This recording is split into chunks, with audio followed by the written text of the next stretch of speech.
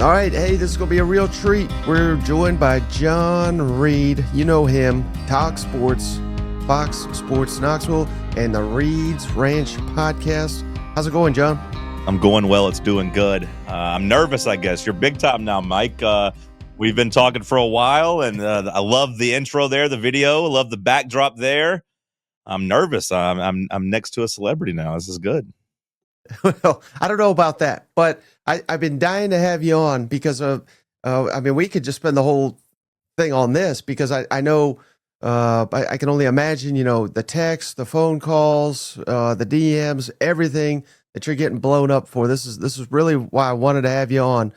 When is the next, the world's greatest podcast in America coming out? Because it's been since January, and I'm dying here. It's my favorite show with you and Cody McClure, OGs of that SEC podcast. Know very well who that is, but are we ever getting another one? Many people ask, and every day I see the guy for 3 hours. We do radio, so it is tough to do the radio and the podcast separately because we're around each other so much now that we can't really get too many stories that the other one doesn't already know. But every day I'll be like, hey, you want to do a podcast today? He's like, yeah, we need to. And then I'll go to lunch or he's got something come up and it just never works out. But this week might be the week. Maybe tomorrow. We'll see. That's what I tell everybody that asks. Like, yeah, we're going to try. Maybe tomorrow. So maybe tomorrow. Believe me, I know the feeling. That's why he's no longer with me on the show. Shout out to Cody McClure, though. He's fantastic. And I love the fact that the last episode is titled Cody's Micro. But all right, so no, seriously, Nico, did you see any of this coming? There's been some people saying, well, hell, this was behind the scenes. This was been brewing for a while, but I never thought it would got to this point, especially after I could have saw him leaving in December when all that bubbled up, but I thought they had put this all to bed.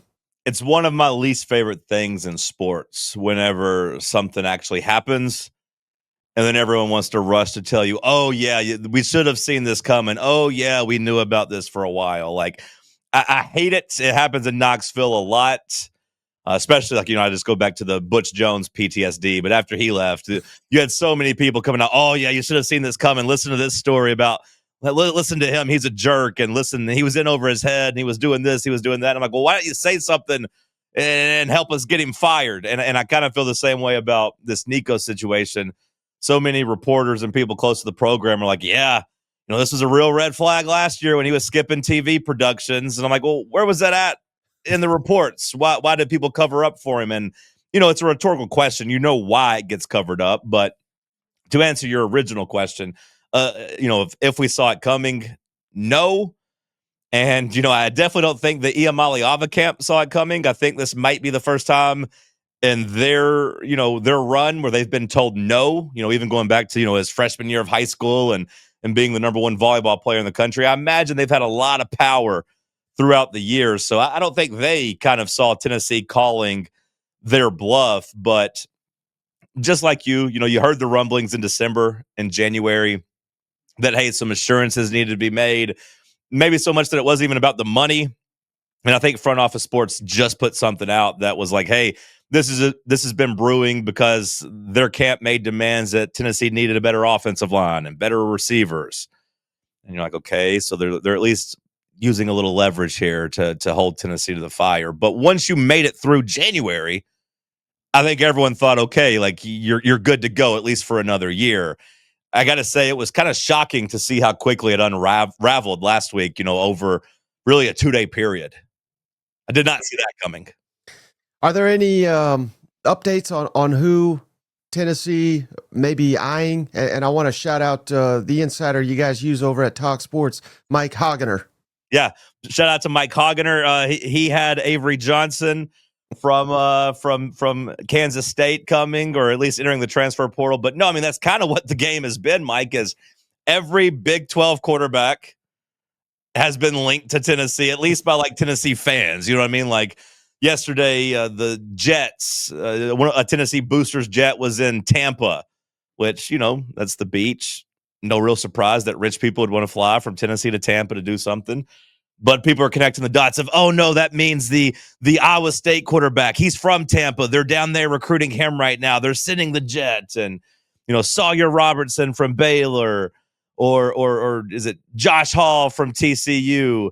Like all those people have been linked to Tennessee, but nobody concrete. Have you heard anything? I mean, you're connected on this stuff too. Like, is there a name that you think Tennessee should be looking out for? I think the timing of this is a disaster.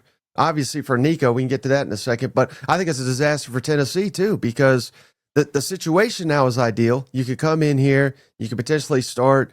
I think anybody they get that has started a bunch, I think they probably wouldn't walk in as the starter, but I think they would earn it rather quickly. But having to learn a new offense, having to win over a teammates that just got scorned by another, let's call it what it is, a money grab quarterback, if you will. I think that's too difficult of a spot for an elite quarterback to walk into. I think they're going to have to go down the, someone that is either inexperienced but talented, or talented but is like lost his job. So no, I have not heard anything concrete. I think I don't know how attractive this is going to be for a free agent quarterback. I really don't.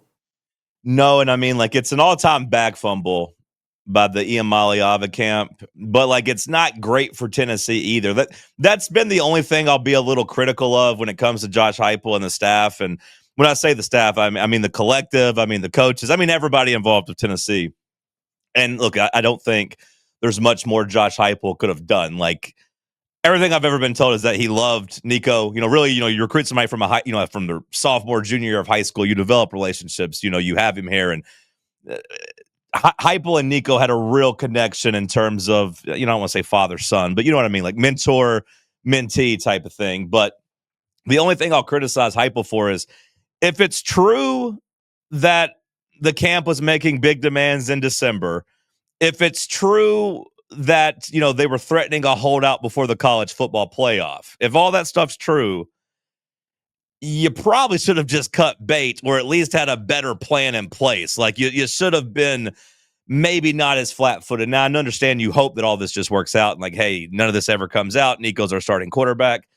But the warning signs were there, Mike. I always tell these young interns I have here, these young college kids, I try to give them life lessons. And I took this Nico situation. I said, listen, this is a sign. Do not ignore red flags in your life when you're dating, when you're looking at jobs, when you're looking at any type of relationship, any friendship, because now to hear it, the red flags have been there since, October, when he's skipping or he's using the bye week to go to UCLA to watch a football game. And I think it was UCLA, Oregon, he was watching on the bye week. Maybe that's not the exact game, but you know what I'm saying. Like, that's a red flag. Then he comes out against Arkansas, lays an egg. That's a red flag. The team, the Iamaleava camp demanding things, kind of a red flag. The practices in the spring that he was allegedly sitting out of, a red flag. All of that stuff were warning signs, and Tennessee does seem flat-footed and kind of caught here, without a real plan. And it's understandable, but it's still frustrating. And you talk about the timing, and the timing's just brutal. And I've tried to warn some of our freaks that listen to Talk Sports. Shout out to them. 7 to 10 a.m. every morning here on Fan Run Radio. But I'm like, hey, let's not do too big of a victory lap in terms of talking about our moral high stance, our moral high ground with the transfer portal, and how we want players that only want to be at Tennessee, because we're going to have to go try to find a quarterback that's essentially going to have to do to his team exactly what everybody is burying Nico for doing to his team. It's going to be a quarterback that's leaving his guys in the spring to most assuredly take more money.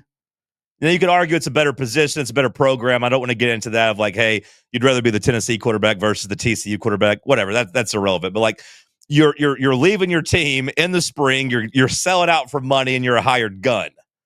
That's what we were really asking a guy to do. Now, also, Mike, think about how poorly Nico's been treated nationally. Now, his daddy, his team made it worse. And he's kind of been the NIL poster boy the entire time, going back to his high school recruitment when he was the $8 million man. So I think he's an easy target. But if I was a quarterback at Baylor or TCU or Kansas State or Kansas or wherever, and I saw all the hell Nico was getting, do you really want to sign up for that? Do you really want to go and like just go sell out and go somewhere where you're competing for a starting job and you got 3.5 months to, like you said, win over the fan base, win over your teammates, learn the playbook, move, get acclimated as a 20, 21, 22-year-old? Like that's a tough ask. And I think we've seen how tough it is for Nico to find a team, but I also think Tennessee kind of will struggle to find a good quarterback because of those same reasons. Yeah, and you talk about the fans. I really wanted to ask you what is the pulse of the fan? I know you know it's fan run radio, so I thought it was funny. I think it was this morning. You guys, it was this morning or yesterday. You guys were joking. Hell, it was a week or two ago. We were ripping people for not having Nico in their top 10, and now we're like, hell, he didn't belong there anyway. Just for the record, I am not one of those guys. I wanted Nico to stay. I had a lot of Nico stock. I've defended him. Do I think he was perfect last year? No, of course not. He left a lot of plays on the field. But also, I was like, hey, that's growing pains for a first-year starter. Like, the idea was like, hey, he's got the 5-star ceiling. You hope he can get better each year. So, like, I think much like Josh Heupel, my preference would be like we just kind of work this out and you were able to figure it out. You pay him a raise, whatever, and you come back into the season with your starting quarterback. Like that to me was ideal. But I think you were going to ask about how the fans took it, and just really the entire journey I think has been probably a shock to Big Nick and the Iamaleava camp. I think they kind of thought Tennessee fans would be like in the camp of pay Nico what he wants because we don't want to lose him.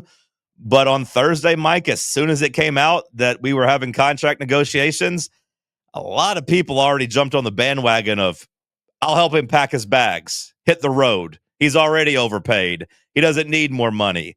See ya. Not that good. And that momentum really got rolling, man. And it really spilled over, throughout that evening. And then, of course, Friday when he skips practice, that was an act of war. On the show I've called, Big Nick's tweets and maybe whoever leaked it to, Nakos, those were acts of aggression. Like if you're in a bar fight, that's a push. But like whenever you actually don't show up to practice, that's a punch in the face. That's an act of war. And Tennessee responded immediately by pretty much telling Chris Lowe, like, hey, no, it was an unexcused absence. We expected him at practice.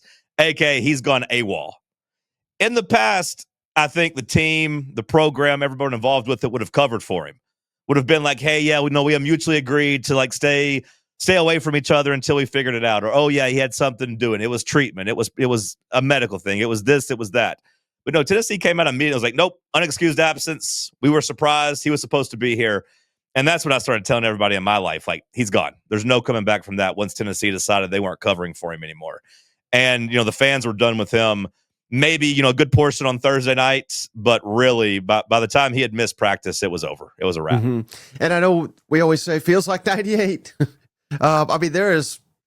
There's even more parallels with Peyton gone, Nico gone. Not that Nico's anywhere close to Peyton, but at one time I hoped he was going to be. At one time, Mike, I thought I hoped he was going to have a similar impact. Not to cut you off, but I hoped he was going to be a guy that was going to come here, win a bunch of games, and then go to the NFL and represent you there as a really good high draft pick for 10, 15 years and kind of bridge that gap. But those dreams are dead. Right. But is there any chance that this is like a rallying cry and then that Tennessee is even better now, given this whole ordeal? No, I mean, I'm sure you've heard of the Ewing theory. Bill Simmons talks about that all the time in basketball, where you kind of lose a superstar that maybe isn't the best for winning, and everyone else kind of rallies behind him, and you actually get better. Like you were talking about with Peyton Manning. He leaves, and all of a sudden T. Martin's there, and the team overall, maybe more focused and plays higher. Maybe got some lucky breaks along the way too. But I think the fan base is galvanized. I think the team is probably galvanized. But man, like, ultimately, I do think you have to have a quarterback that can play, and I'm not positive Tennessee has one of those right now. Like, I know Merklinger kind of got some praise during the offseason, but I maintained the entire time that I thought that was more of a, hey, we're going to throw this guy a bone. We're going to talk about him improving so he doesn't transfer, so that we don't have a true freshman in George McIntyre as our only backup in case Nico gets hurt. It was a, hey, Merklinger fixed his grip, throwing the ball a lot better. Hey, he's playing really well. Like, good job, buddy. Stay in the program, and then, maybe transfer out next year if you have to, but, like, don't leave. I don't think it was really like, hey, Jake Merklinger is improving. He's ready to be a high quality, high caliber SEC starting quarterback on a team. Let's face it, Mike, on a team that, the goal is to make the college football playoff again in 2025. Now, whether or not they can do it, the schedule a little bit tougher this year than it was last year when you just have Alabama and Florida both on the road. A little bit tougher, but still set up to win 10 games or at least compete to win 10 games. But you got to have a quarterback that can help get you there. And for as bad as Nico was at times last year, I do still think he made plays in some big games to help you win 10 games. I'm not going to say he's the reason you got to the playoff, obviously, but I don't think you could have just had any quarterback back there doing it last year. Mm-hmm. So what do you think is the best case here for Tennessee? Is it that some elite quarterback jumps into the portal and now he's Tennessee's, that's a strength again, or could it even be, as strange as this may sound, them to add a quarterback? Because I think it'll be, I think they'll add someone where fans are like, I don't know about that guy, but they'll buy themselves into it. But then Jake Merklinger beats him out and is proven to be the better quarterback. Is that the best case scenario at this point, you think? That is the 2.6 to 4 point, however many $1 million question, whatever the NIL package is. In terms of elite quarterbacks, I think you can rule that out. I don't see any elite quarterback, coming. Now, you could say an upper tier, a top half Big 12 quarterback, like any of those guys we mentioned earlier. Like, those guys are solid, and I would take them, but I don't consider them elite. I don't know if you agree or disagree with that in terms of, Robertson and Johnson and all those guys. Like, they're good, but I don't view them as elite. Option 2 is Nico comes back, hat in hand, breaks down in tears in front of the team and apologizes and says, hey, I messed up. Hey, my dad got in my head and he's going to stay away. And I don't want to go to UCLA or have to go to like Liberty or any of these other small schools and play. Like, I'm sorry. Like, let's just get back. Let's be us again. I'm sorry. I'll quit texting those girls. I'll quit doing this. Like, I'll be better. I promise. Like that maybe is option 2, although I view that as far-fetched and unlikely. Option 3, you take a depth guy like you're talking about. There is it Max Wright? Sorry if I forgot the first. The Wright from Northwestern. He's an Atlanta kid. He was at Vanderbilt. He was at Mississippi State. Yeah. He just entered the portal. Like, you bring him in as a depth piece. Maybe Max Johnson, who went from A&M to North Carolina. Like, maybe he's there as a guy to challenge the quarterbacks. But if that were to be the case, the only way it would salvage things with me and maybe with the a good portion of the fan base would be like, you have the depth piece there, you have the veteran quarterback as a backup, and then you just go with George McIntyre. Tennessee kid, young, talented freshman, much higher ceiling as far as I'm concerned than Merklinger, and you just try to roll that out there and see what you could do. Now, of course, there'd be some residual spillover with Faison Brandon in the next class, one of the top quarterbacks, but if you're Heupel, you just kind of got to keep this thing afloat, because I do think, Mike, when Nico left, there's a chance this is a disaster for both sides. Like, there's a chance that Tennessee now all of a sudden goes from, hey, 10 wins and playoff to, can we get to 7? Can we get to 8? I do think that's on the table, and that's a scary thing for, I think, Heupel to be in. Yeah, and Mike Wright, I don't think he's your answer at quarterback, but he would probably be the fastest player on the field. Like, he's that fast.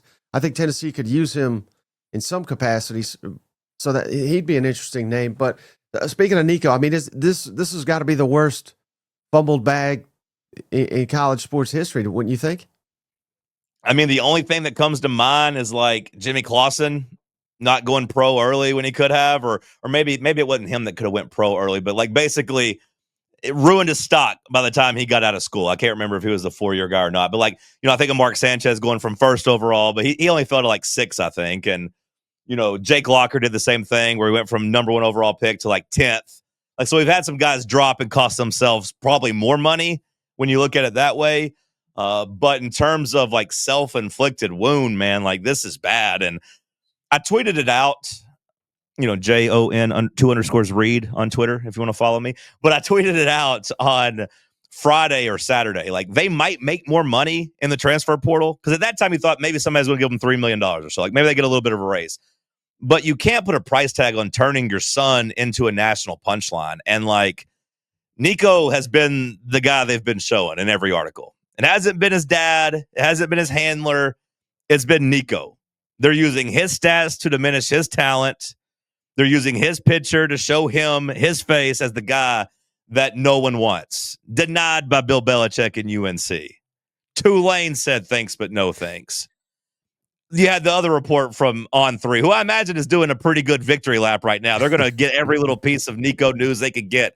But like, hey, there are some teams interested, but only at $1 million, only at a reduced cost. Like, you drop that price tag, you might find a home. And, like, that's Nico's face getting shown. And that's without even thinking about down the line, Mike. Like, in the NFL, like, that's going to be the first question that probably gets asked anytime he interviews with the team, if he even can play his way back into being a prospect. Like, when you look at where we were at this time last year versus now, it's possible he's cost himself $300 million by not being good enough last year at Tennessee to now, like, maybe not even being good enough to play or at least, worth the headache to get at a program that can get him in the NFL.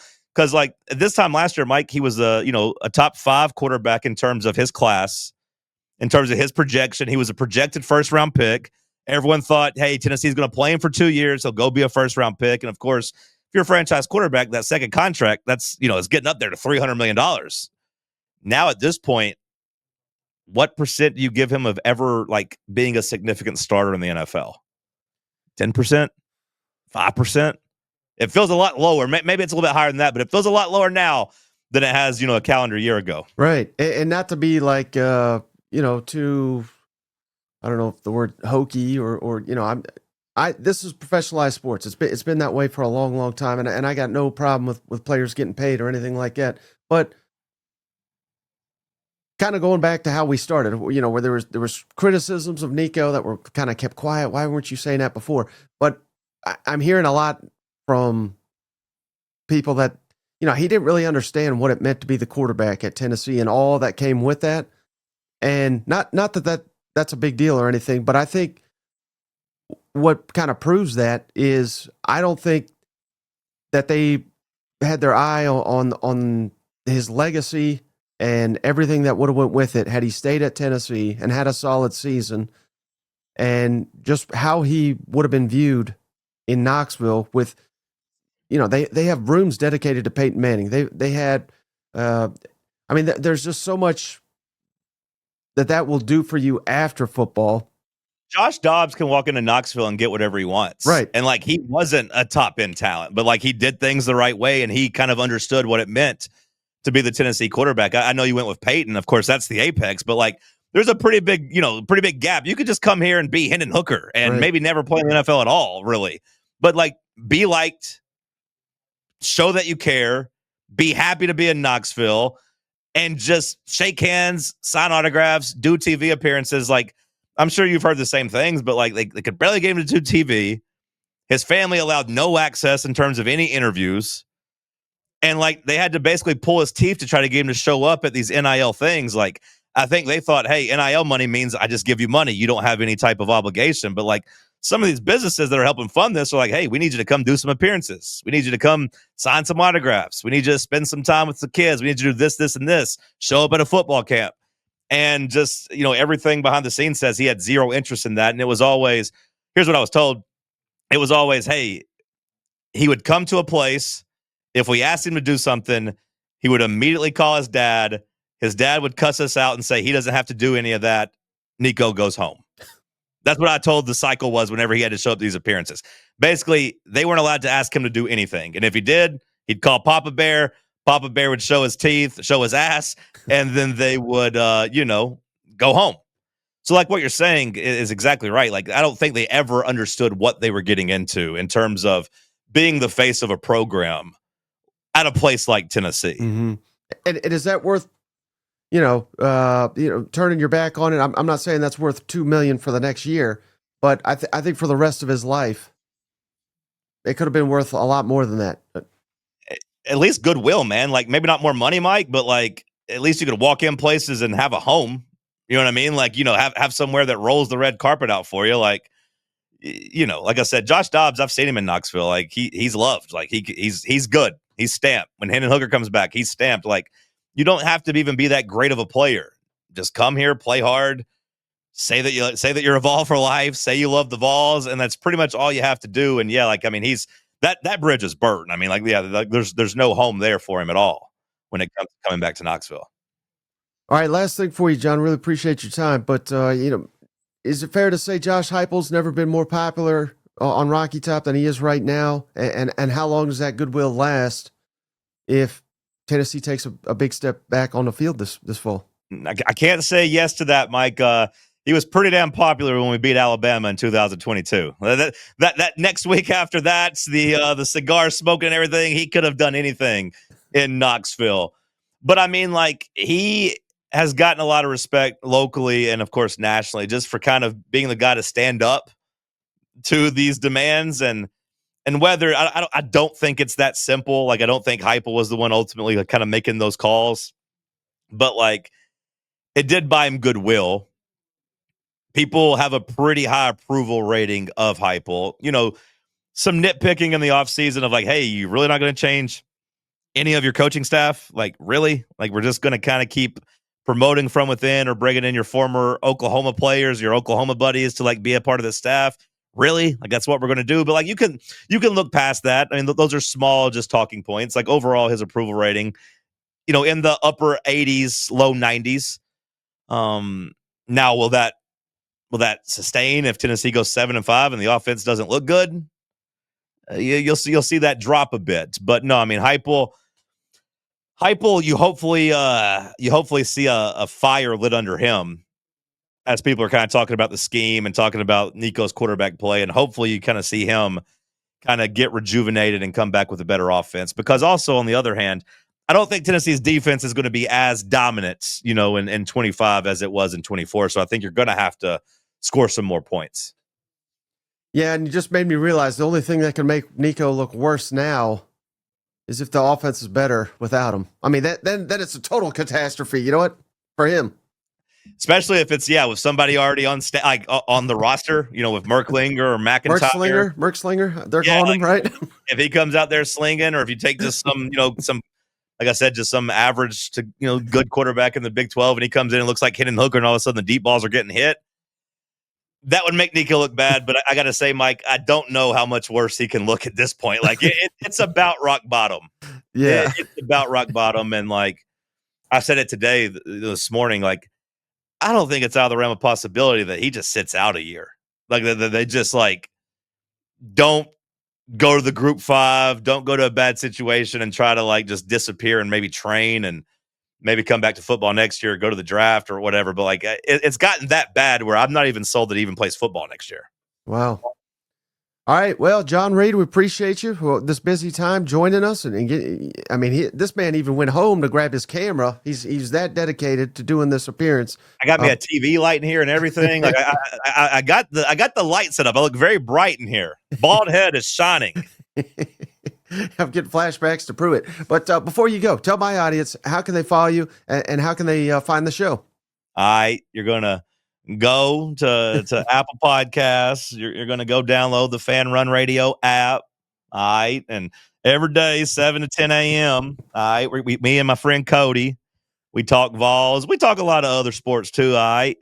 And just like I said, on Twitter, JON2_Reed. Follow the station as a whole. Fox Sports Knox. We've been doing a great job of covering this. FanRunRadio.com, all those things. And then, hit us up on the socials as well. Mike, I'm proud of you. At everything you've grown over there at your podcast. Every time I see you on Fine Bomb, I know I don't think we've ever really met in person, but I love rooting for your success and our friendship that we've developed, just digitally. So keep crushing it, and I appreciate you having me on.